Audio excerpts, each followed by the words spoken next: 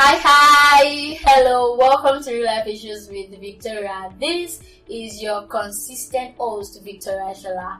How are you doing today? I'm super duper excited to be back here. And yes, let me just do this special, should I call it shout out?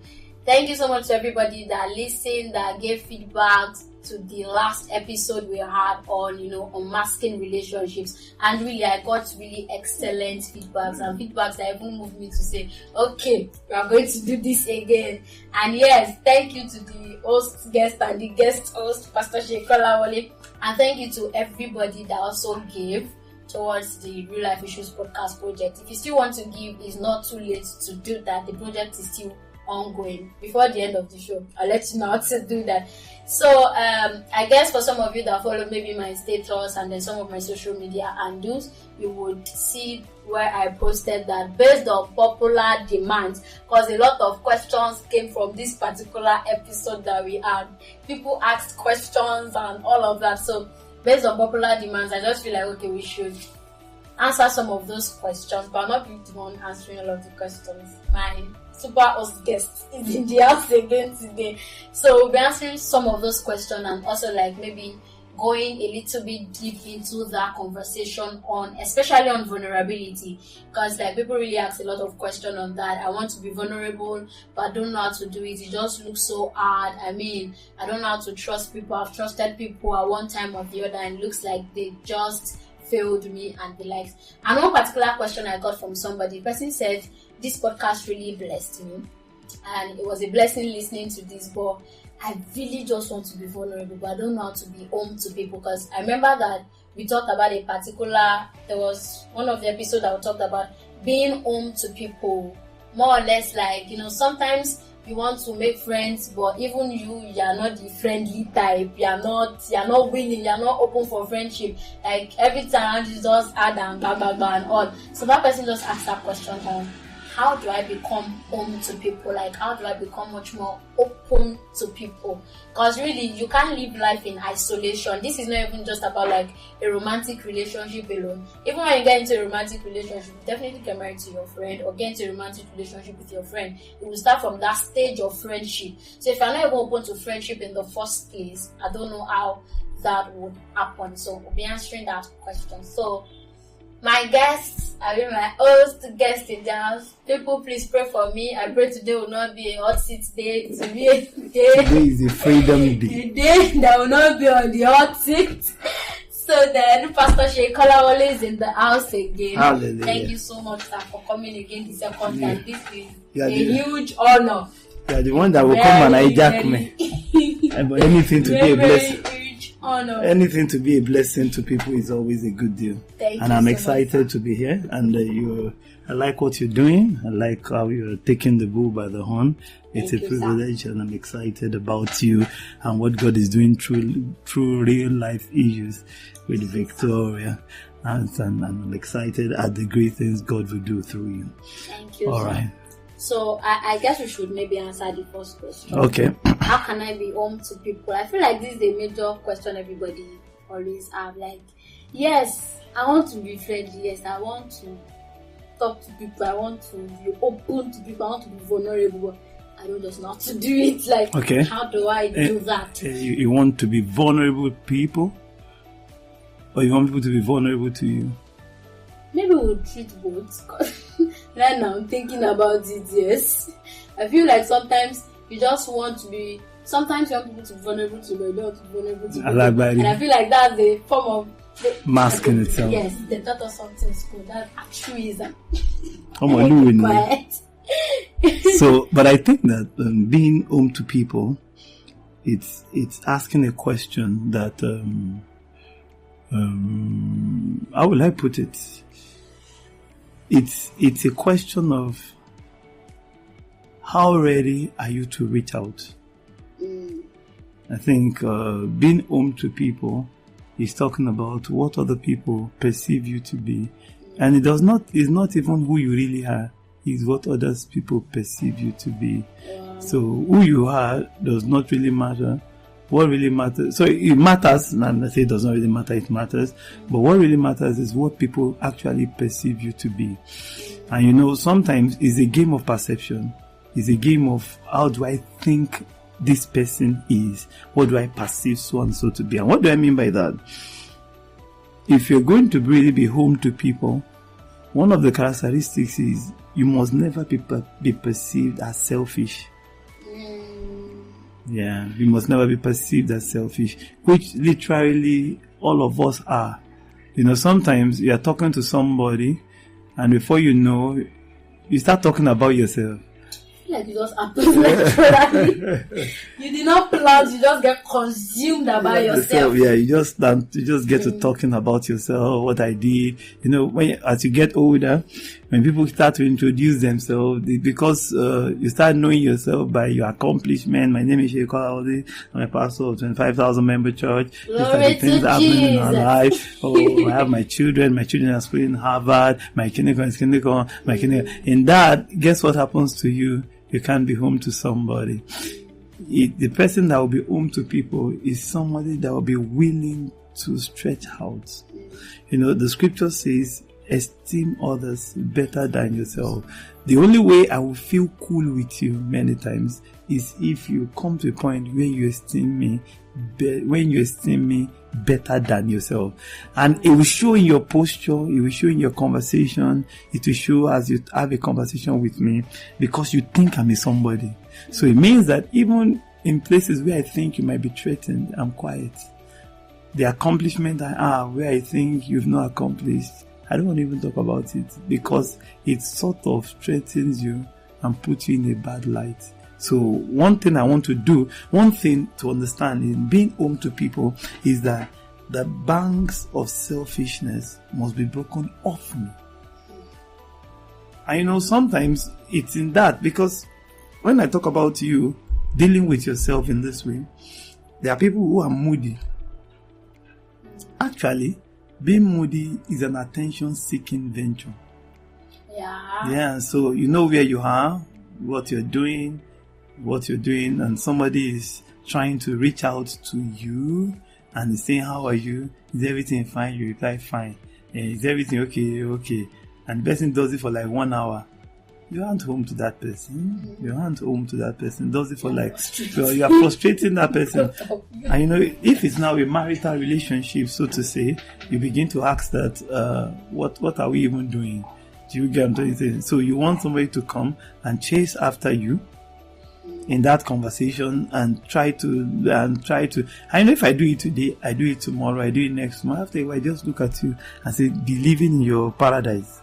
So the concept is, if I'm going to really be home to people, the real foundation of that is I have to let go of selfishness. That thing that keeps thinking only of myself, of how I will feel, of what it will make happen to me, of one.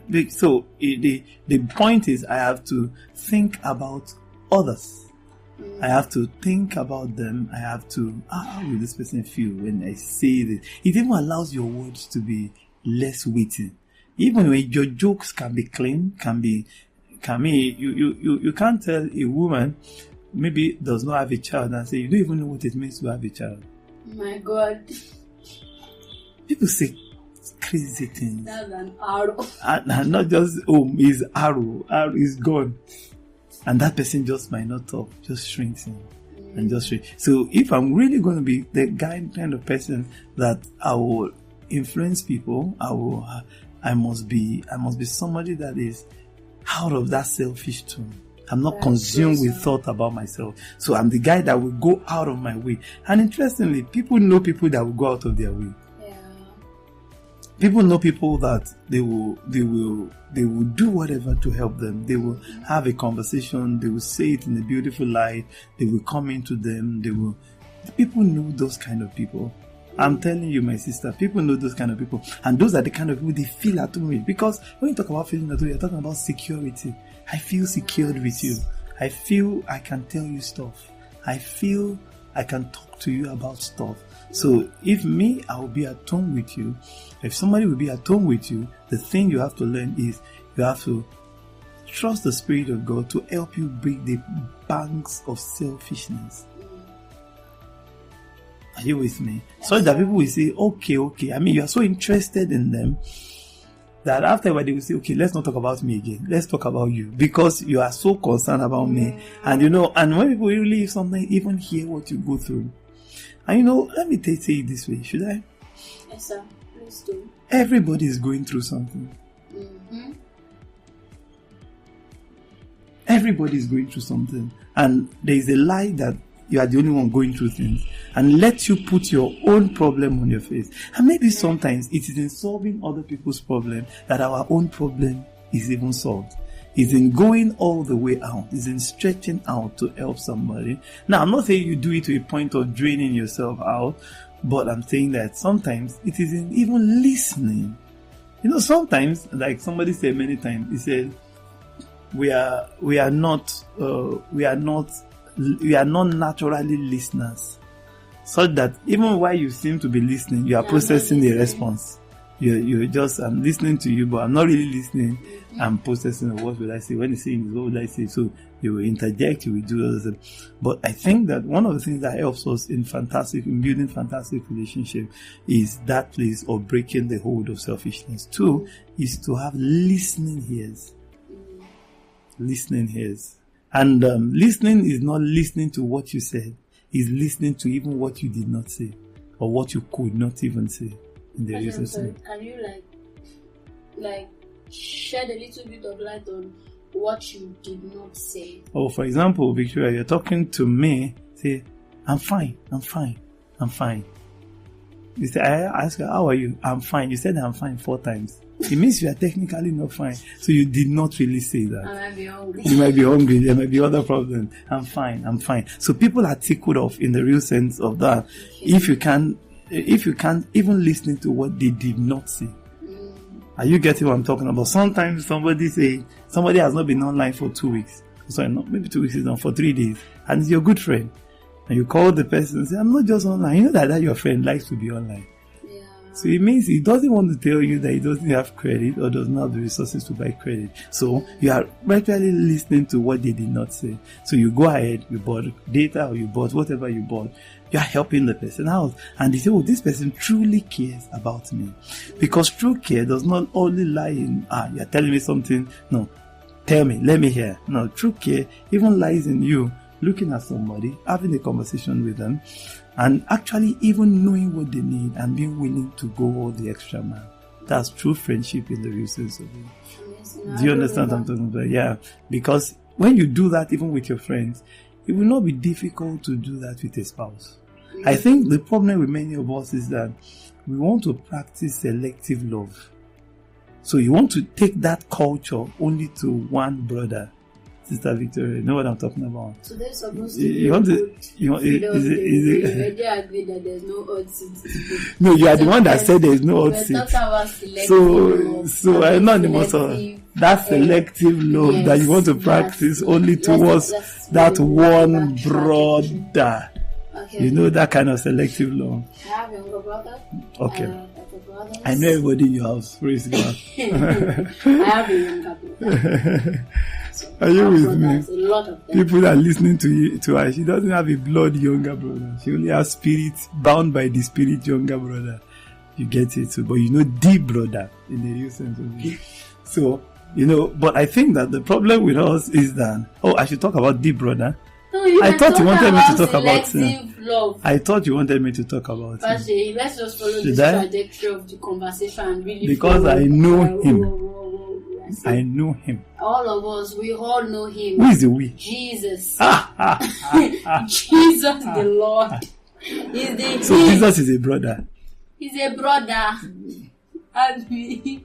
Pastor, Jesus is a brother. He's a brother in the real sense of it. No, yes, he's not a brother. He's the Lord of hosts. I believe so.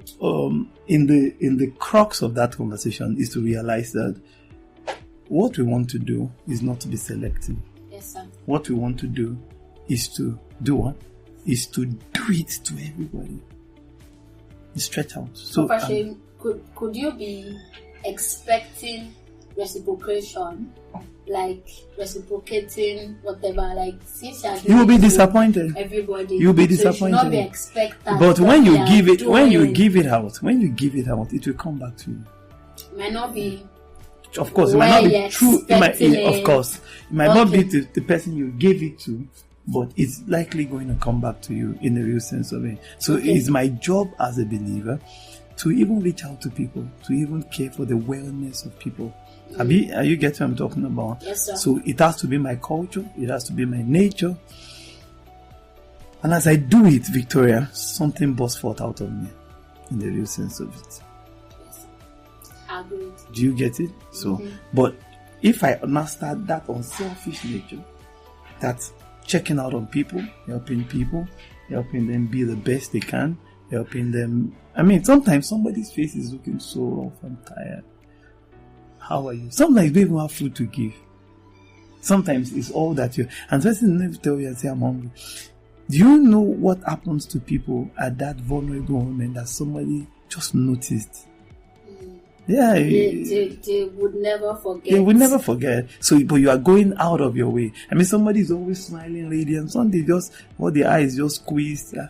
Yeah, tell me, what's wrong with you? How far away? Sometimes you might not even tell you at that moment, but might even get to, this person really cares. Somebody said something one time. The people don't know how much, they don't care how much you know until they know how much you care. So I think for me, the first thing that has to go forward for you to be home to people is that I have to be open. I have to break the banks of selfishness. The bank of selfishness. I have to further listening. I have to get the listening perspective. Yeah. Number 3, I will also say is I have to be open to conversations. It's easy to be open to you when you are open to me. Very And true, sometimes sir. somebody needs to break the ice. And one thing that has helped me in life is the scripture that says, we comfort others with the comfort we have received.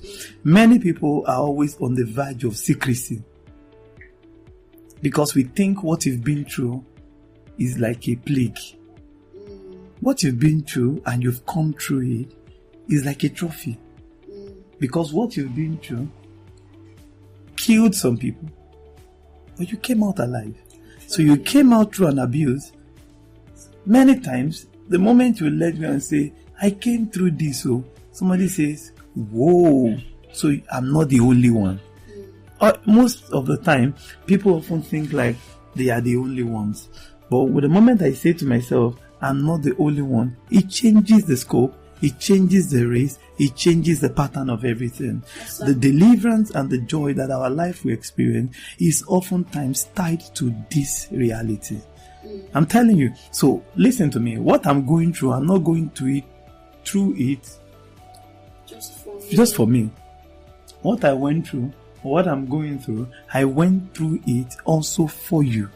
So because I've gone through it, I'm going through it for you, then I have to be able to be free to have conversation.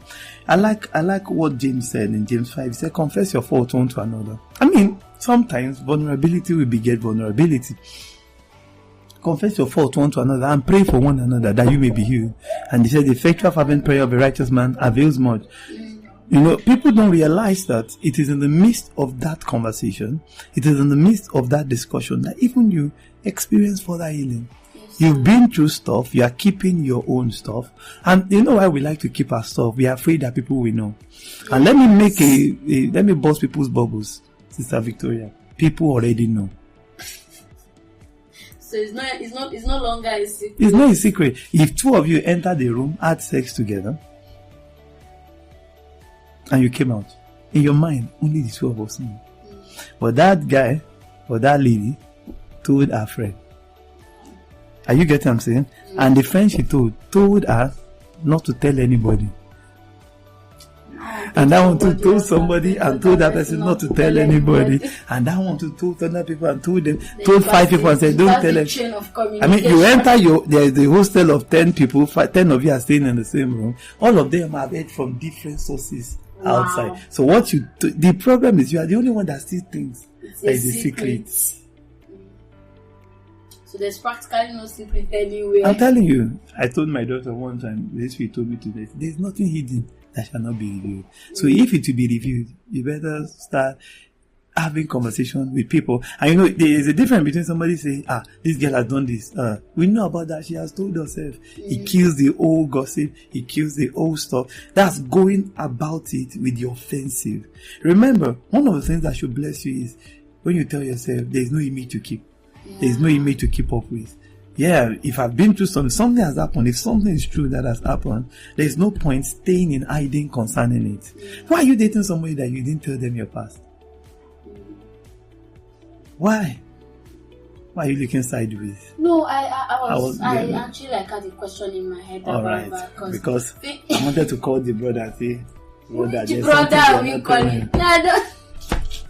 Brother, if you are listening. So I wanted to. I remember. Tell him what you want to tell him. But I'm not telling anybody anything. Brother, if you are my listening. younger brother or the elder brother or my brothers that are here in the studio have been smiling at me. Thank you so much, sir. Okay, so I think this will be the final note. I guess all of the questions from the unmasking relationship episode has been answered. I'm sure that questions will still spur up from this particular answering episode. But then do all to send me your feedbacks, do all to send me your comments, do all to send me your reviews, and do all to share this across all of your social media platforms. Share with your friends, share with somebody that you think needs this. And also don't just share alone, subscribe, hit the subscription button and then follow. Also send me your reviews. And yes, one final thing, I believe this particular episode really blessed you. I believe it answered some of the questions that you really have. So if you like to give to this I wanted to even say this. So okay, sir. Giving is crucial. Giving is crucial. Giving keeps things going. And I'm telling you, you are doing a good job. I wish people listening to us can support you and be a part of what you're doing. I heard the last time that you didn't call your account number, you didn't put your account number. I heard that you are very rich, you don't need our support, but we will support you by force. Okay. We will support you by force. I need the support. You need the support. So we need to get more gadgets and let this reach out to more people. So yes. What are the gadgets you need now? I was thinking of getting mics, much more mics, and a good phone. A good phone. We are serious about that matter. I'm serious. So that we can reach you. So I think that tune of that, what you just mentioned, is it up to 250,000? How much? Really? Is it 250 or 300? Something around 250. 250k. So we to get behind you and be a blessing to you. Thank you, I want the people listening to be a blessing to our Real Life Issues podcast. Yeah. Sister Victoria, let's give to what she's doing. Let's give to a cause. And maybe I should preach a message on giving. I want to preach 3 hours. But you don't worry. I must preach. Bro, shouldn't we send both of us out right Finally, let me tell you. Let me tell somebody listening to us, what we make happen for others, God will make happen for us. When we make room for others, God will make room for us. Let's be a blessing to this thing. Let's not just listen and just go past it. We want it to continue. This is a good work. We want it to continue. Let's be a giver to this. I hope you will call your account number today. Yes. Do you have it offhand? So yes, so if you want to give to the Real Life Issues podcast project, you can send to my OP 9029358253, or you just scroll through the description of the podcast. You see that underneath, giving to the podcast. The account number is there and the account to give to. And yes, I also want to say a special thank you to everybody that's really helped out with making this production possible. Brother Jude, thank you so much. Brother Fola, thank you. Brother Ezekiel, thank you. Brother Mulolua, thank you. Pastor Shane, thank you. Everybody, thank you so much. Yeah, I mean they've been working, and if you can see Brother Jude's face, I wish we can do a video staring at me like just finish your talk and get out of this place. But I'm done, sir. So thank you so much. I appreciate everybody. Call the account number one more time. Let's hear. Okay, 9029358253. My name is Victoria Shola. Timmy Talkby. I've not changed it yet. It's opaque. So it will be changed very soon. Thank you, everybody. To Mrs. Kronte Fakune. I don't know what my pastor is talking about, but I think it's time to really end the show. You know, I'm very excited about you. I'm excited about us. Thank you so much, sir. Excited.